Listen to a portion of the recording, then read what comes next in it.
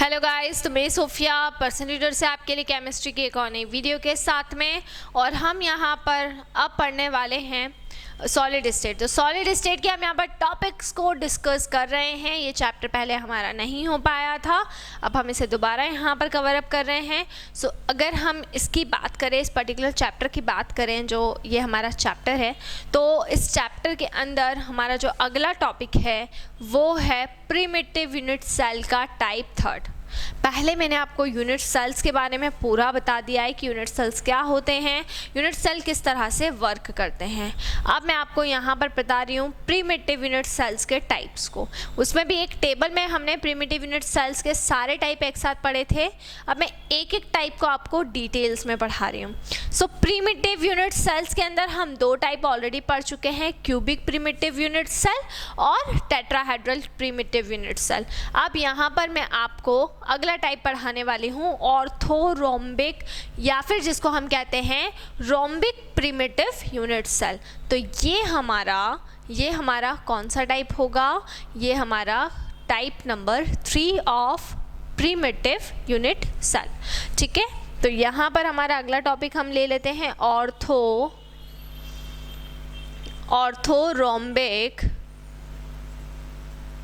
Primitive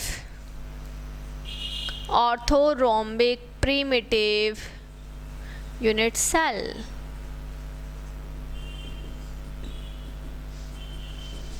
ठीक है, तो ऑर्थोरोम्बिक प्रिमिटिव यूनिट सेल, या जिसका एक और नाम होता है रोम्बिक, शॉर्ट में बोल सकते हैं रोम्बिक। अब इसकी कंडीशन क्या होगी बेटा? इसमें ना ए बी के इक्वल होगा और ना ही बी सी के इक्वल होगा। Not A not equal to B not equal to. ठीक है, तीनों में से कोई भी एक दूसरे के इक्वल नहीं होगा। एंगल्स की बात कर लेते हैं, तो alpha is equals to beta is equals to gamma is equals to 90 degree. तीनों एंगल कितने डिग्री के होंगे? 90 डिग्री के होंगे। अल्फा बीटा के बराबर और बीटा किसके बराबर? अल्फा बीटा के बराबर, और बीटा किसके बराबर? बीटा हो जाएगा गामा के बराबर, है ना। आगे बढ़ते हैं। अब इसमें चारों टाइप होते हैं बेटा। सिंपल भी होता है, सिंपल प्रिमिटिव यूनिट सेल भी होगा। ठीक है, end centred primitive unit cell भी होगा। ठीक है, फिर body centred primitive unit cell भी होगा।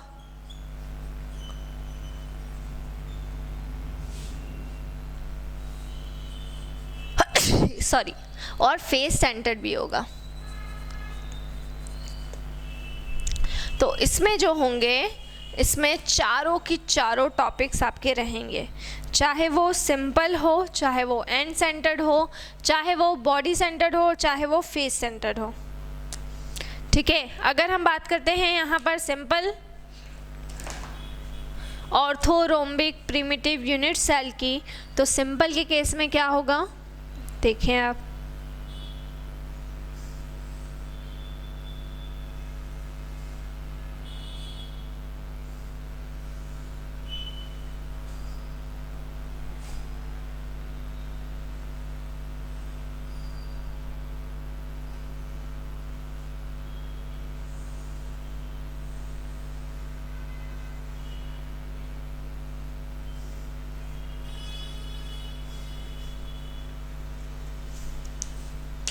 सिंपल का मतलब होगा बेटा, इसके जो पूरे 8 कॉर्नर्स हैं, उन 8 कॉर्नर्स के ऊपर क्या रहेगा? पार्टिकल रहेगा। लेकिन आप देख सकते हैं इसका शेप मैंने कैसे बनाया है। इसका शेप जो है वो इन दोनों कंडीशंस को फॉलो कर रहा है, तब ये होगा रोम्बिक प्रिमिटिव यूनिट सेल, जिसमें ना ही ए बी के बराबर है और ना ही सी के बराबर है। तीनों साइड्स एक दूसरे के इक्वल नहीं है। और अगर एंगल की बात करें तो एंगल तीनों 90 डिग्री के बन रहे हैं। लेकिन सिंपल में क्या होगा कि सेम शेप यही होगा, और सिंपल में जो भी पार्टिकल्स रहेंगे वो इसके 8 कॉर्नर्स के ऊपर सिचुएटेड रहेंगे।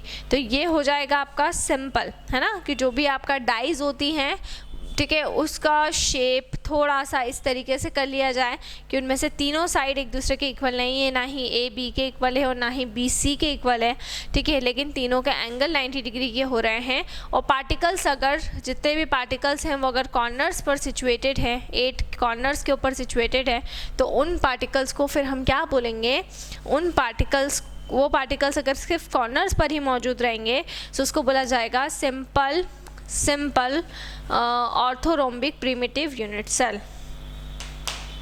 नेक्स्ट हम बात करते हैं एंड सेंटर्ड की।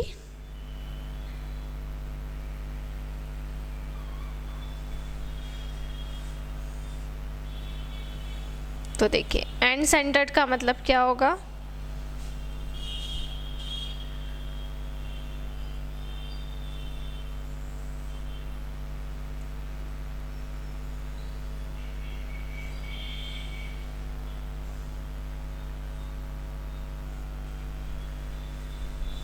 ठीक है। अब देखो एंड सेंटर्ड में क्या होगा, शेप पूरा यही रहेगा, सिचुएशन यही फॉलो करेगा और शेप ऐसे एज इट इज़ बनेगा जैसा सिंपल में बना था। अब सिंपल के जैसे ही इसके ऊपर भी जो 8 कॉर्नर्स हैं उन पर तो पार्टिकल रहेंगे ही रहेंगे, लेकिन एंड सेंटर्ड का मतलब होगा इसके जो 2 एंड पॉइंट है उस पर भी एक एक पार्टिकल मौजूद रहेगा। देखिए ये एक एंड पॉइंट और एक ये एंड पॉइंट, तो एंड सेंटर्ड का मतलब कि जो एंड पॉइंट है उन पर भी एक एक पार्टिकल मौजूद रहेगा।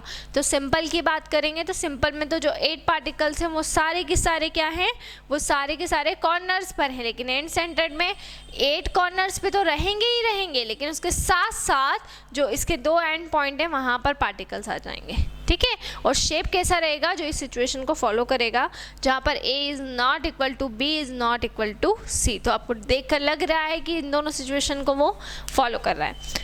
थर्ड हो जाएगा आपका बॉडी सेंटर्ड शेप, अगेन ऐसा कि ऐसा ही बनेगा, पूरा शेप आपको एज इट इज़ बनाना है, क्योंकि रोम्बिक में जो चारों टाइप रहेंगे, चारों टाइप्स के अंदर शेप इसी कंडीशंस के ऊपर बनेगा, which is A is not equal to B is not equal to C। इसके पहले वाले में आपने देखा था A is equals to B and B is not equal to C था। और क्यूबिक में क्या होता है, क्यूबिक में तीनों साइड्स इक्वल रहती, तो A is equals to B is equals to C, ठीक है। तो बस ये आपको सिचुएशंस देखना है और इसके अकॉर्डिंग डायग्राम आपको बनाना है, ठीक है। तो बॉडी सेंटर्ड के केस में भी हम देखिए सेम ऐसे डायग्राम बनाएंगे।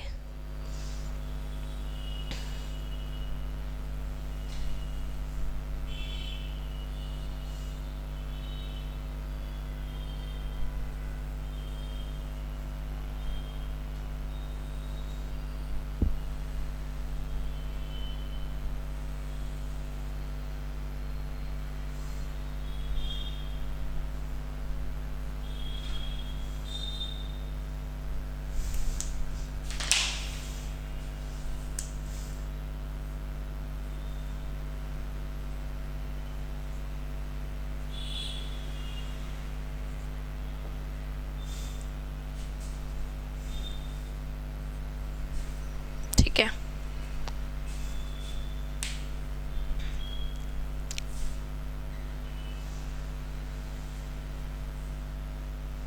ठीक है। तो अब बॉडी सेंटर्ड क्यूबिक सेल में क्या होगा, बॉडी सेंटर्ड क्यूबिक सेल के अंदर जो 8 पार्टिकल्स हैं वो इसके कॉर्नर्स पर तो सिचुएटेड ही हैं, बट एक जो पार्टिकल रहेगा वो इसकी बॉडी पर भी सिचुएटेड है। तो इस सिचुएशन को देखते हुए हमने डायग्राम बनाया, और डायग्राम बनाने के बाद में हमने 8 कॉर्नर्स के ऊपर तो वो पार्टिकल्स रखे ही हैं, लेकिन उसके साथ में हमने एक पार्टिकल सेंटर पर भी सिचुएटेड कर दिया है। फिर आता है हमारा face centred cubic unit cell. So face centred cubic unit cell का मतलब क्या होगा,